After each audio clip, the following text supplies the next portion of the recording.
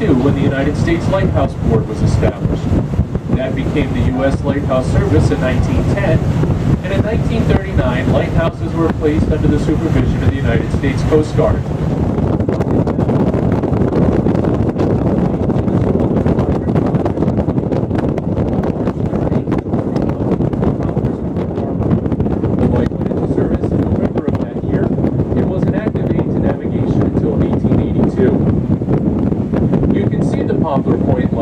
Directly ahead of us, sitting atop the bluff at the end of the breakwater.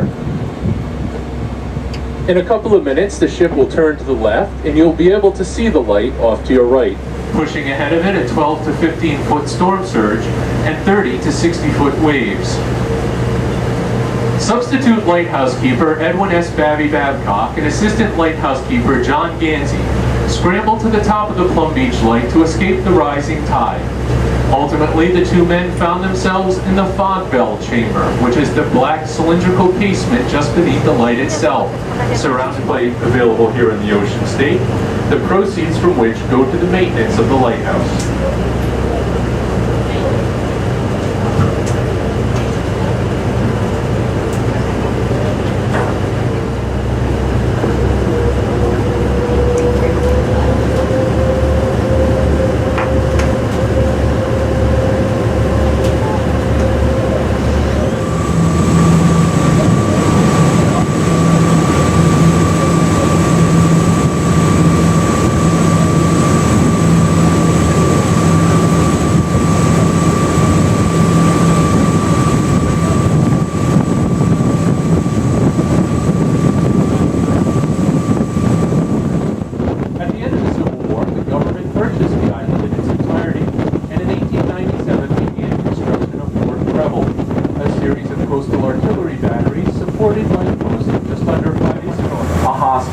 PX, a post office, and the PX, which included the reading room,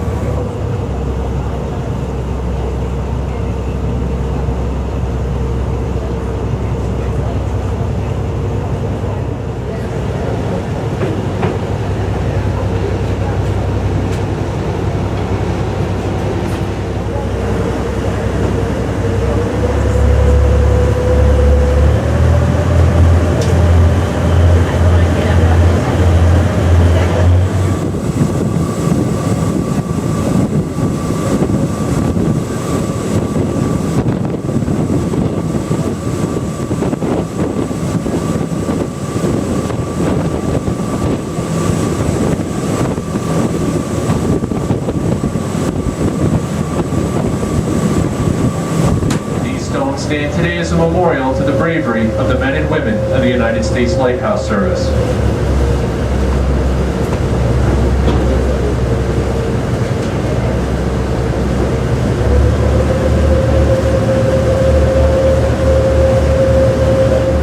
Flashing once every 7 seconds. Every lighthouse has a characteristic.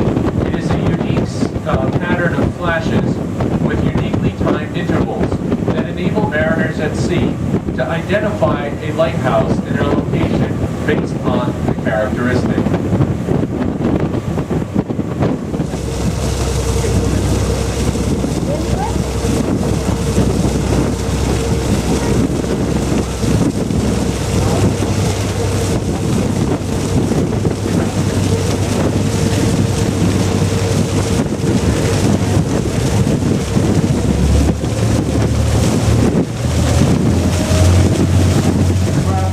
On Cape Cod.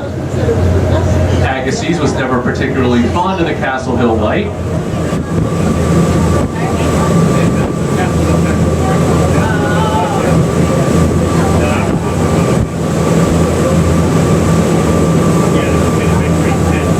His family frequented Hammersmith Farm during the summers of his brief administration home on Narragansett Bay. His first was seized by the U.S. government when it expanded Fort Wetherill on Jamestown. Enraged, Wharton was determined to build his next summer home on a place the government could never get its hands on it. Thus, he built his house on a rock in the bay. Clingstone is today a private summer home owned and maintained by a distant cousin of the original owner. In Fort Sumter in Charleston, South Carolina. Construction of Fort Adams began in 1824 under the supervision of French General Simon Bernard, one of Napoleon's chief military engineers. That construction continued intermittently until 1857. If you've ever had the pleasure of attending a Newport St. Patrick's Day parade and wondered what brought the Irish to Newport, well, it was the construction of Fort Adams. The first large-scale influx of Irish immigrants to Rhode Island came in the 1830s and 40s seeking work building a fort. By the sea. Newport's rich heritage has been inextricably linked to the sea for over 300 years. That heritage, however, has not always been glamorous. In the late 1600s, Newport and the Rhode Island colony active piracy would committed, say, off the coast of the Carolinas or in the slaves to the Caribbean, where they'd be traded for molasses. The molasses was then shipped to Newport, where it would be distilled into rum at one of Newport's 33 rum distilleries, more distilleries than any city in the colonies at the time. That rum would then be shipped from Newport to West Africa, where it would be traded for slaves at a significant profit. And the slave trade, the triangle trade rather, would continue. Though Rhode Island in 1774 was the first colony to ban the slave trade, Rhode Island merchants continued in the illegal trade well into the early 1800s. Newport also had a reputation as a hotbed of patriot sentiment during the American Revolution. Indeed, the first American colonist killed by British troops wasn't at the Boston Massacre in 1770, but at the Newport Massacre in 1768. The British occupied the city from 1776 until 1779, until they evacuated upon the arrival of a French invasion force. Though the Revolutionary War significantly diminished the vitality of Newport's merchant fleet, the city rebounded in the early 1800s as a summer resort destination. This morning, because it can be a little hard to pinpoint, because at 13 feet tall, it was the smallest lighthouse in the United States. If you look off to your right, across the harbor, you can see a white house on the rocks with a grayish-green hipped roof and a small white chimney on top, with the American flag flying next to it. Смотри, чей-то корабль, Аврора называется. Newport has long maintained a cosmopolitan flair, and over the years has proudly boasted a number of firsts and onlys. The oldest operating lending library in the United States was built in Anchorage, Alaska in 1897. It was intended to ferry gold miners to the Alaska gold fields during the gold rush. Though it was converted into a tug, it was ultimately a working tug in Seattle in the Puget Sound. It was later converted into a private yacht.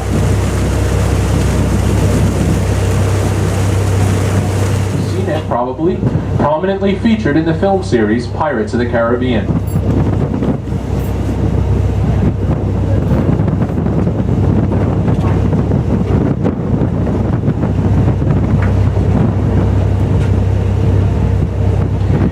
As we make our way through Newport Harbor, running parallel to historic Thames Street, I'm going to point out one or two prominent features of the Newport skyline.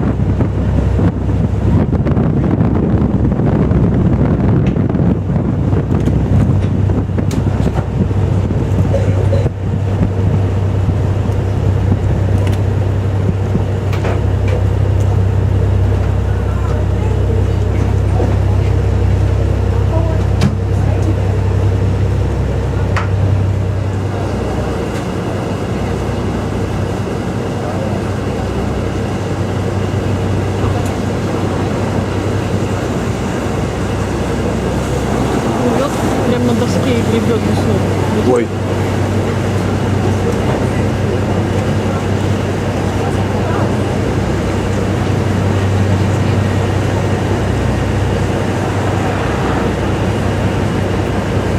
Это вот какие-то, видимо, экскурсии на байдарках. Ой, прикольно. А И нормально? маленькие между этими кораблями. Ну да, что-то опасно так между такими Не успеешь повернуться, шнырять. капец тебе.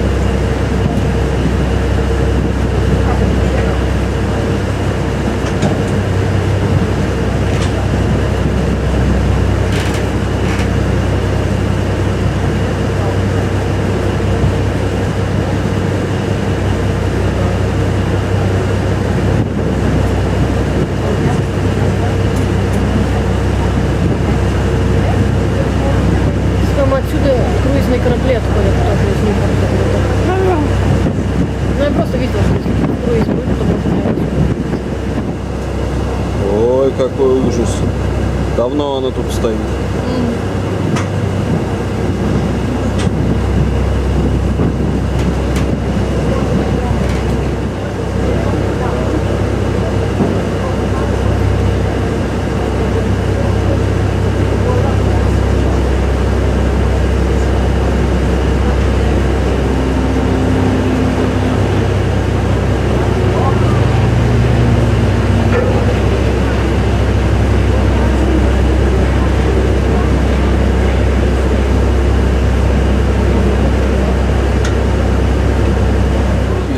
To behold when under full sail.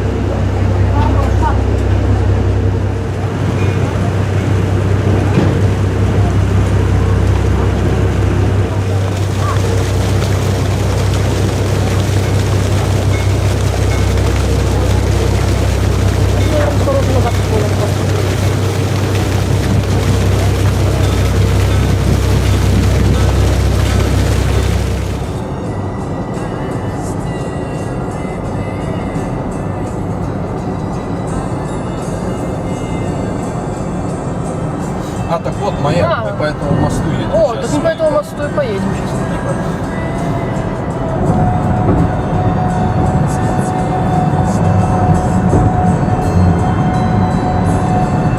Маяк, правда, не видно Вон он, вон. на камере. Сейчас мы, может, вот так вот будет. Не, он там, это же. Вон. О, видно. Маяк.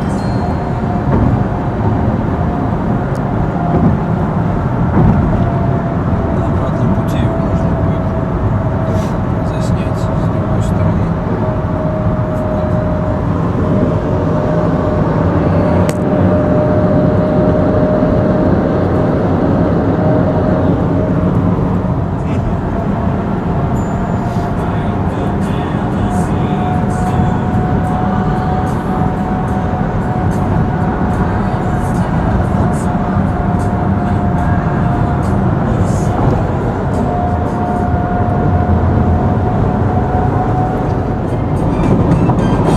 In a half mile, make a slight right turn.